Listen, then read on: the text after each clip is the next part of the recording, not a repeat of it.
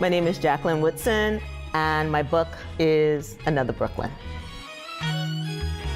I knew that I wanted to write something different. I wanted to play with time.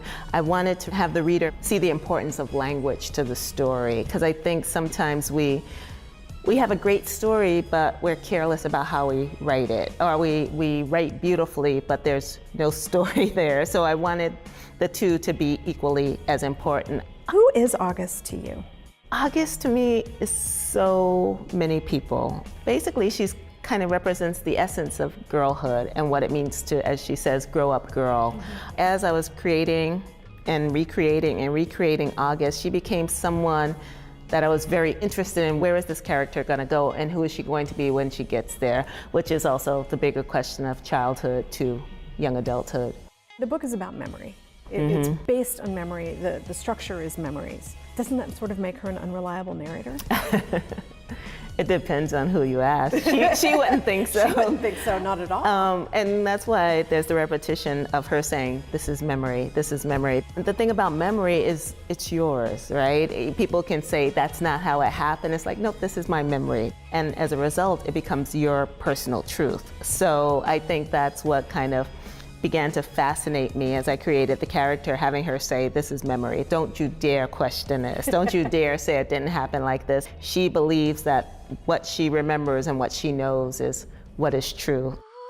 Do you feel like underrepresented voices are starting to break through?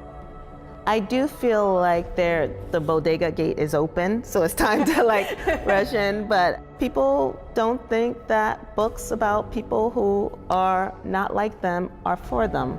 So sadly, I think white people don't want windows. They want a lot of mirrors. They want to see people who look like them in the books. They want their kids to read books with people who look like them, whereas people of color have had books that have been windows all their lives, but very few mirrors, very few books where they're represented. So I think that what people need to realize is that not only do they have a story, but that they have a right to tell that story, and that the more specific that story is, the more it's going to speak to a lot of people. I mean, you look at something like Brown Girl Dreaming, and so many of the letters I get are from, white men in their 50s and 60s and 70s who said, I wasn't that girl, but here is where my story intersects with that. Thank you so much for being here. This has been absolutely fabulous. Thank you for having me. It's been fun.